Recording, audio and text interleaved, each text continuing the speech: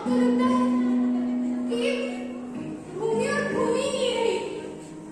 लेकिन जब मैं पुराने जमाने के बारे में सोचती हूँ तो मुझे याद आता है कि पहले मैं बहुत सुंदर थी, बहुत खूबसूरत थी, हमेशा हंसती रहती थी। मैं कितनी हरी भरी थी, मेरी मिट्टी हमेशा हरियाली से लहराती रहती थी। लेकिन अब आप लोगों को क्या हो गया है?